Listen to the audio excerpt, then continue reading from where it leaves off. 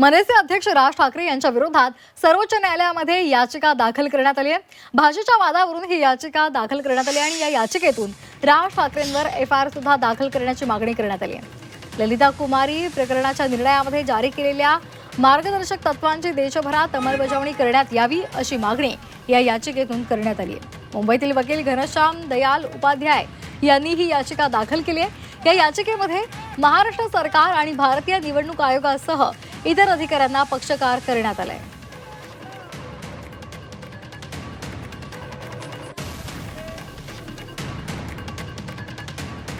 राज ठाकरे यांच्या विरोधात सर्वोच्च न्यायालयामध्ये याचिका दाखल करण्यात आलेली आहे।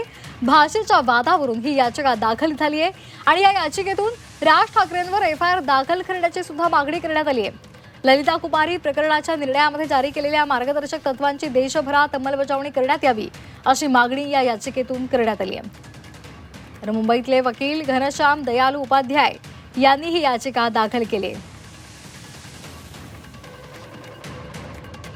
तर या संदर्भात आपल्याशी बोलण्यासाठी आपल्या फोनच्या माध्यमातून जोडले गेलेले आहेत ज्यांनी ही याचिका केलेली आहे ते वकील घनश्याम दयालू उपाध्याय। सर, स्वागत आहे आपलं झी24 तासवर। आपली नेमकी मागणी काय आहे आणि याचिकेमध्ये आपण काय नेमकं म्हटलेलं है? देखिए, याचिका जो हमने किया, पहले बात तो राज ठाकरे और उनके जो पॉलिटिकल वर्कर्स जो है गुंडागर्दी देश में कर रहे हैं, मुंबई में, खास करके मुंबई और बाकी शहरों में हिंदी और मराठी का इशू बना करके। देखिए, टोटल जो है कि ये देशद्रोह का मामला बनता है। देश पूरा एक है और इस तरह से देश की अखंडता, एकता और जो है कि इसको भंग करना, देश की संप्रभुता को नष्ट करना, ये सीरियस ऑफेंस होता है। और इस तरह की एक्टिविटीज में राज ठाकरे शुरू से इन्वॉल्व हैं, जब से उनकी पॉलिटिकल पार्टी बनी है तब से इन्वॉल्व है। हमारा ऐसा मांग है पहले इनके ऊपर एफआईआर किया जाए।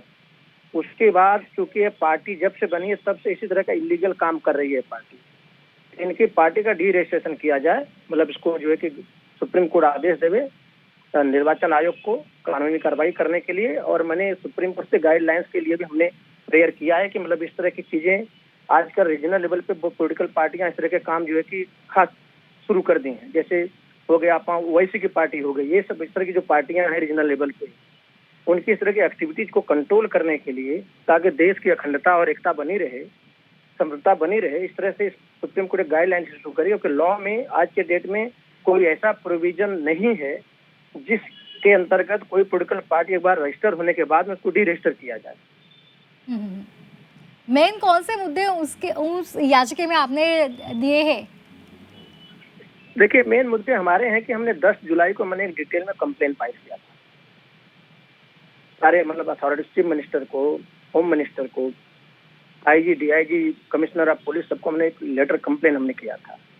उसने हमने बताया है कि राज ठाकरे की जो एक्टिविटीज है, हिंदी के नाम पे जो लोगों को पढ़ के मार रहे हैं और जो है कि बोल रहे हैं कि हिंदी जिसको नहीं आता है उसको जो है कि रहने का अधिकार नहीं है महाराष्ट्र में। देखिए, हिंदी मराठी ये दोनों की लिपि एक ही है और हिंदी न बोलना मराठी का अपमान नहीं होता है।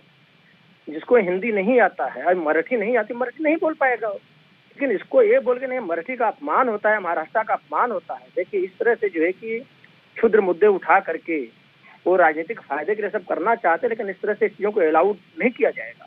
ये नहीं चलेगा इस देश में। महाराष्ट्र सबका है और सारा देश महाराष्ट्र का है। इस तरह से चीजें होगी तो देश का क्या होगा बताइए। अगदी घनश्यामजी, कधीपर्यंत ही याचिका कोर्टामध्ये येऊ शकेल सुनावणीसाठी? देखिए, अभी तो कल ये फाइल हुआ है। अब इसको जो है कि प्रोसीजर करने में टाइम थोड़ा लग सकता है, 2-4 दिन, एक हफ्ते लग सकते हैं। मेरे ख्याल से एक हफ्ते के अंदर आना चाहिए इनके लिए। धन्यवाद आपण दिलेल्या माहितीसाठी। तर मुंबईतले वकील घनश्याम दयालू उपाध्याय यांनी राज ठाकरे यांच्या विरोधात याचिका दाखल केली आहे।